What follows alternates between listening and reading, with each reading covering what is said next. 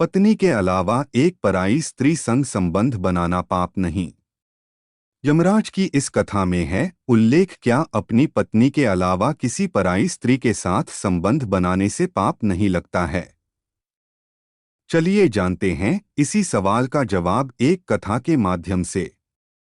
हिंदू धर्म में पति पत्नी के रिश्ते को एक पवित्र बंधन माना जाता है, जिसकी अपनी मर्यादा होती है। पति पत्नी में से अगर कोई एक व्यक्ति भी इस मर्यादा को डोट पार करता है तो उसे पाप लगता है। इसके अलावा स्वर्ग लोक में मौजूद उसके पूर्वज भी उससे नाराज हो जाते हैं। शास्त्रों में बताया गया है कि शादीशुदा व्यक्ति को केवल अपनी पत्नी के साथ शारीरिक संबंध बनाने चाहिए। अगर व्यक्ति किसी पराई स्त्री के साथ संबंध बनाता है तो उसे पाप लगता है। लेकिन आज हम आपको शास्त्रों में बताई गई एक कथा के माध्यम से उस एक परिस्थिति के बारे में बताने जा रहे हैं, जिसके अनुसार व्यक्ति अपनी पत्नी के अलावा भी केवल एक स्त्री से संबंध बना सकता है। इससे न तो उसे पाप लगेगा और न ही उसके पूर्वज उससे नाराज होंगे। क्या पराई स्त्री संग भी बना सकते हैं संबंध? विष्णु जी के परम भक्त देवर्षि नारद मुनि एक बार मृत्यु के देवता यमराज के पास गए और उनसे कहा कि हे यमराज, आप तो नरक और मृत्यु के स्वामी हैं। आप व्यक्ति को उसके कर्मों के अनुसार दंड और फल देते हैं, लेकिन आज मैं आपके पास एक सवाल लेकर आया हूं। इसके बाद देवर्षि नारद मुनि यमराज से कहते हैं कि शास्त्रों के अनुसार एक पुरुष को केवल एक स्त्री के साथ शादी करनी चाहिए और उससे ही संबंध बनाने चाहिए, लेकिन आपने देखा होगा कि कुछ लोग अनेक विवाह करते हैं और अनेक स्त्रियों के साथ संबंध बनाते हैं, तो क्या ये पाप है? क्या इसकी वजह से उस व्यक्ति को मरने के बाद नरक में जाना पड़ता है? इस पर शास्त्र क्या कहते हैं, कृपया मेरे इस प्रश्न का उत्तर दीजिए। देव ऋषि नारद मुनि के प्रश्न का जवाब देते हुए यमराज कहते हैं कि नारद मुनि, मानव जीवन के कल्याण के लिए आपने एक अच्छा प्रश्न पूछा है। लेकिन मैं आपको इस प्रश्न का जवाब एक कथा के माध्यम से दूंगा, जिसे सुनने के बाद आपको अपने सभी सवालों के जवाब मिल जाएंगे। राजा रानी को किस बात का दुख था? यमराज कहते हैं कि प्राचीन काल की बात थी।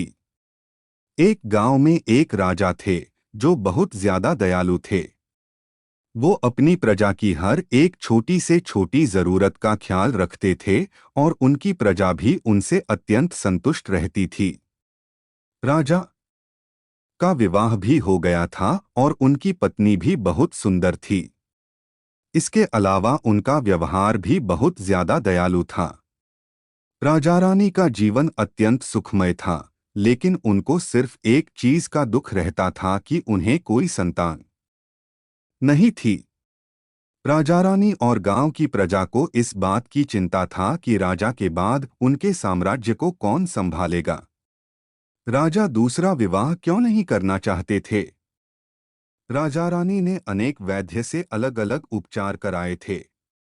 इसके अलावा व्रत, दान, पुण्य, यज्ञ और संतान प्राप्ति के लिए कई उपाय भी किए थे, लेकिन उसके बाद भी उन्हें पुत्र की प्राप्ति नहीं हो रही थी। ऐसे में दुखी प्रजा ने राजा को सलाह दी कि उन्हें दूसरा विवाह कर लेना चाहिए ताकि उनका वंश आगे बढ़ सके और गांव को एक नया राजा मिल सके। लेकिन महाराज अपनी पत्नी से अत्यंत प्रेम करते थे, जिसके कारण उन्होंने दूसरा विवाह करने के लिए मना कर दिया। इसके अलावा उन्हें शास्त्रों का भी ज्ञान था, जिसमें बताया गया था कि एक पुरुष को केवल एक विवाह ही करना चाहिए। शादीशुदा होते हुए किसी और स्त्री के साथ संबंध बनाने से पाप लगता है। जब महाराज नहीं माने तो तब प्रजा रानी के पास गई और उन्होंने उनसे निवेदन किया कि वह महाराज को समझाएं कि वो दूसरा विवाह कर लें, क्योंकि भविष्य में उनके साम्राज्य को एक राजा की जरूरत पड़ेगी। लेकिन राजा ने रानी की बात मानने से भी मना कर दिया। स्वर्ग लोक से राजा के पूर्वज यह सब देख रहे थे और उन्हें चिंता थी कि अगर राजा को पुत्र नहीं हुआ तो उनका वंश आगे नहीं बढ़ेगा। इसी भय के कारण सभी पूर्वज दुखी हो जाते हैं और एक दिन राजा के सपने में आते हैं। पूर्वज राजा से कहते हैं कि तुम्हारी वजह से हमारे कुल का नाश हो रहा है, इसलिए हम तुमसे बहुत नाराज हैं। तब राजा कहते हैं कि ऐसा मैंने क्या पाप कर दिया जिसकी वजह से आपको दुख हो रहा है, कृपया मुझे बताएं। तब पूर्वज राजा से कहते हैं कि पुत्र हमारी मुक्ति का केवल एक ही उपाय है और वह है तुम्हारी संतान। जब तक तुम एक पुत्र को जन्म नहीं दोगे हमारा क्रोध शांत नहीं होगा, क्योंकि हमारा संपूर्ण कुल नष्ट हो जाएगा। इसलिए हम तुमसे विनती करते हैं कि तुम दूसरा विवाह कर लो, लेकिन राजा अपने पूर्वजों की बात को भी इनकार कर देते हैं। यमराज ने राजा को क्या समझाया? जब राजा नहीं मानते हैं तो तब सभी पूर्वज यमराज के पास जाते हैं और उन्हें पूरी परिस्थिति के बारे में बताते हैं। पूर्वजों की विनती पर यमराज धरती पर आते हैं और एक साधु का रूप धारण करके राजा के दरबार में जाते हैं। राजा साधु को देखकर अत्यंत खुश होता है और उन्हें भोजन कराता है और उनसे पूछता है कि आपके यहाँ आने की वजह क्या है। साधु राजा से कहते हैं कि मैं यमराज हूँ, जो तुम्हारे पूर्वजों के कहने पर तुमसे मिलने आया हूँ।